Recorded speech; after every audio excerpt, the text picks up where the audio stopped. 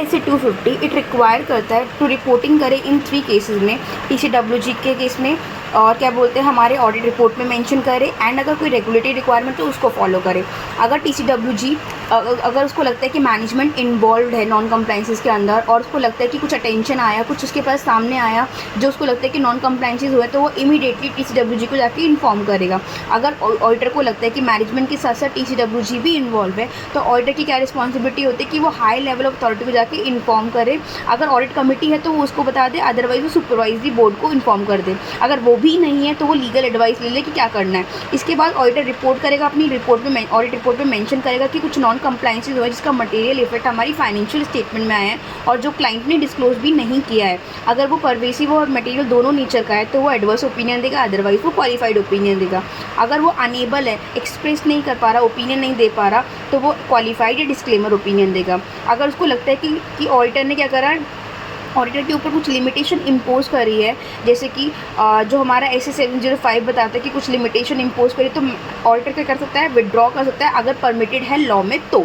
ठीक है, उसके बाद ऑडिटर क्या करेगा, रिपोर्टिंग करेगा। अगर कोई रेगुलेटरी रिक्वायरमेंट की रेस करती है कि अगर उसे रिपोर्टिंग करनी है, रिक्वायरमेंट है, जैसे कि बैंक के केस में क्या होता है, अगर कोई SLR फॉलो नहीं होता तो हमें रिपोर्टिंग करनी होती है RBI को। तो सेम अगर रेगुलेटरी रिक्वायरमेंट है तो हम उसे इन्फॉर्म करेंगे।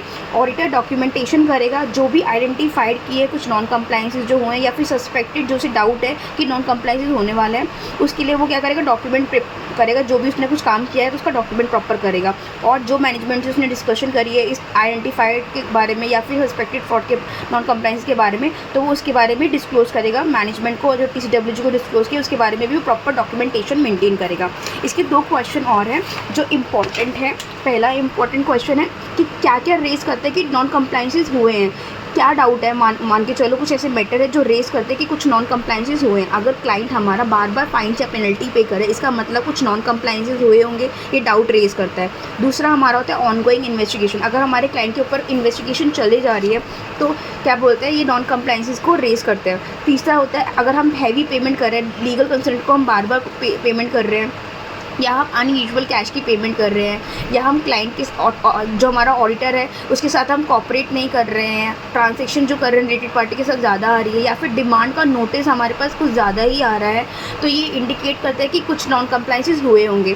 अगर ये नॉन कंप्लाइंसेस हुए हैं और क्लाइंट ने प्रॉपरली डिस्क्लोज भी नहीं किया हमारी फाइनेंशियल स्टेटमेंट में, तो ऑडिटर क्या करेगा, एक्सप्रेस करेगा क्वालिफाइड ओपिनियन या एडवर्स ओपिनियन। इसके बाद हमारा एक सेकेंड क्वेश्चन होता है जो कहता है कि प्राइमरी रिस्पॉन्सिबिलिटी क्या होती है, नॉन कंप्लाइंसेस हुए हैं या नहीं हुए हैं ये डिटेक्ट या प्रिवेंट करना, ये रिस्पॉन्सिबिलिटी अल्टीमेटली हमारी मैनेजमेंट की होती है, TCWG की होती है। ठीक है, तो और इसी एग्जांपल्स क्या क्या होता है। पहला एग्जांपल होता है अगर मैनेजमेंट जो है लीगल रिक्वायरमेंट को फॉलो करे तो ये नॉन कंप्लाइंसेस को कर पाएंगे, नॉन कंप्लाइंसेस कभी होएंगे ही नहीं, डिटेक्ट कर पाएंगे, प्रिवेंट कर पाएंगे नॉन कंप्लाइंसेस को अगर वो लीगल रिक्वायरमेंट को फॉलो करे, या फिर अपना इंटरनल कंट्रोल को प्रॉपर मेंटेन करे। ऐसा इंटरनल कंट्रोल बनाए कि अगर कुछ नॉन कंप्लाइंसेस होते तो ये पहले ही इंडिकेट कर दे। उसके बाद ही ऐसा कोड ऑफ कंडक्ट फॉलो करे कि सब अपनी एंटिटी में लॉ को फॉलो करेंगे। ठीक है, एम्प्लॉय को प्रॉपरली ट्रेन करेंगे कि कोड ऑफ कंडक्ट को फॉलो करेंगे। ऐसा कंप्लाइंस करे कि कोड ऑफ कंडक्ट क्या होता है, कंप्लाइंस प्रॉपरली हो रहा है या नहीं हो रहा है ये मॉनिटर भी करे। अगर हमारा employ code of conduct follow कर रहा है तो उसको प्रॉपरली मॉनिटर करे, ऐसा नहीं कि सिर्फ लगा दिया।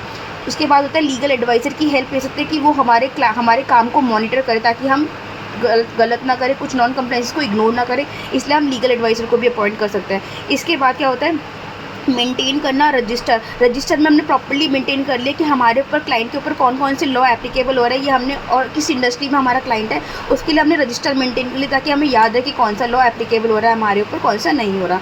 तो ये ऐसे 250 था जो मैंने ऑलरेडी अपने साथ रिविजन करते करते मैंने इस वीडियो को रिकॉर्ड किया। होप आपके लिए ये हेल्पफुल रहा होगा। Thank you.